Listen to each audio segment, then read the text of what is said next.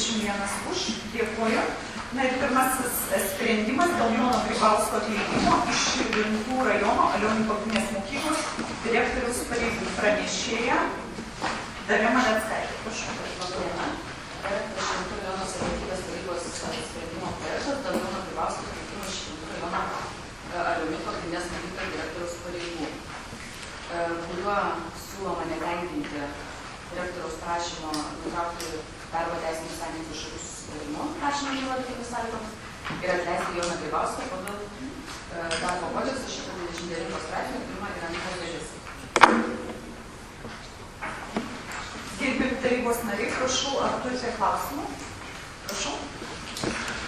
Sakykit, o kas čia per viražai? Mes liktai ir tarybai turėjom gražią praktiką, kad yra susitarimas ir 6 mėnesių išeitinė ir direktorius, kiek žinau, tiek pat prašė ir dabar jūs nesutinkat ir nežinom, ką jis veiks, ar kompiuterį žiūrės, iš tikrųjų mes mokėsim atlyginimą žmogui ir kažkaip keista situacija. Direktorius savo prašymą prašė iš karto sumokėti tą pačią dieną. Mes kalbėjome su mokyklos finansininkės, su savivaldybės finansininkės, neturime galimybės tiesiog iš karto sumokėti visą prašomą sumą. Bet kitiem turim, jiem neturim. Kitiem mokėjimo dalimis, visiems pamokimo dalimis. Nes tada nelieka mokytojo mokymus.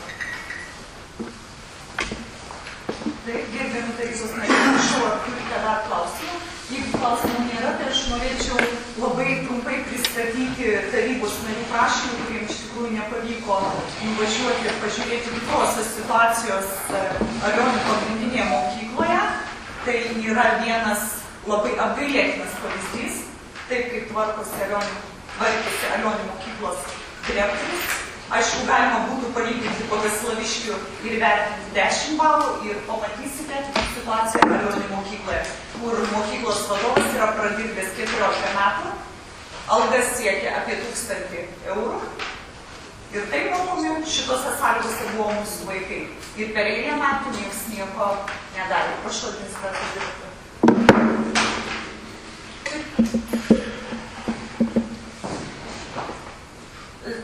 Čia penktadienio fotonuotraukos mokykla pasirengusi naujiesiams mokslo metams.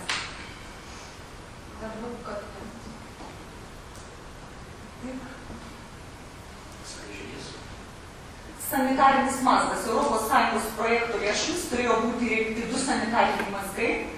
Durys neužsidaro, nešvaru ir aplaidumas. Ir matote, dešiniai pusėje yra tik tai plytelėse duobė, klozeto taip ir nėra. Kur klozetas? Gal kažkur. Prašau, tada. Kanalizacijos duobė, va čia yra saugi mokiniams aplinka, pasak direktoriaus, elementarus įstaigos vadovo neūkiškumas. Jūs matosi nuotraukai, čia nelabai skaitai. Radinys šlapus skirtoje dėžėje, pavojingas atviras atliekas, čia yra šalia mokyklos. Apie ką mes diskutuojame, direktorius to turbūt nematė. Tualetas kainavęs apie 8000 litų, tai yra virš 2000 eurų, likutinė vertė jau 1000 eurų, ką dabartinė direktorė turi perimti. Tvarka tualete, va šitame, kurį matėte, atvira fekalių duobė po kairiam, kur kriauklė uždengta. Tai čia sąvartynas ar fekalių dėžė yra už virš 2000 eurų kainavęs už ES lėšų įrengtas tualetas. Čia Juodiškių pradinio ugdymo skyriaus būklė. Patalpose medžių grybas. Žinot, ką reiškia vaikam kvėpuoti grybų. Ir čia yra tualetas, kuris yra apskaitoje, perduodamas Bartbuškio mokyklai tokia funkcinė centrui. Būtent šituo tualetu naudojasi vaikai. Čia šitas tualetas. Čia va šitas tualetas. Taip. Pastate sukrautas malkas. Taip. Kaip užtikrinti prieš gaisrinę saugą, taip. Juodiškių mokyklos pastatų. Toks yra vaizdas.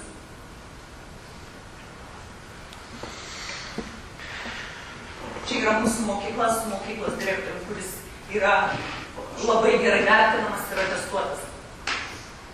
Šalia mokyklos pastato pavojingas šulinys su pūksiu dangčiu ir jūs netgi viršų matote, kas čia plaukėja. Ir čia aplinkui vaikšto vaikai. Taip. gerbiami tarybos nariai, kokia yra tikroji situacija Juodiškių mokykloje, tai čia įvardinčiau turbūt kaip patį neūkiškiausiai ir trūksta žodžių. Pavadinti šitą direktorę, lygiai iš vis galima buvo vadinti direktorių. Mokyklos, įstaigos, kurie mokosi vaikai. Ačiū Dievui, kad neatsitiko nelaimė. Gal laiku, nes jį ir šalino iš pareigų. Taip, prašau, tarybos nariai, jūs dar klausimų. O Kęstutis Pakalnis išėjo iš tarybos posėdžio teiginės... Daug pasidarė. Teiginės mokyklos direktorių dėl išeitinių.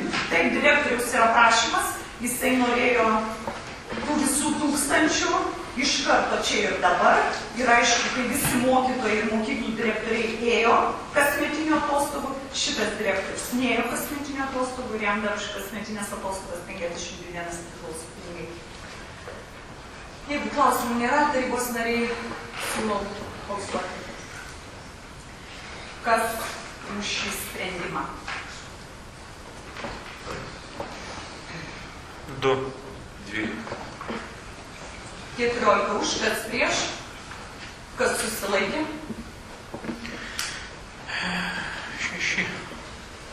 Susilaikė 6. Sprendimas priimtas.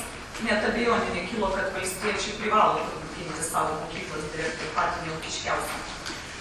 Antrasis sprendimas dėl Eglės Mingelienės grąžinimo iš Širvintų rajono Sibalų pagrindinės mokyklos direktoriaus pavaduotojos ugdymui pareigas ir pavedimo Sigitai Kaminskienei.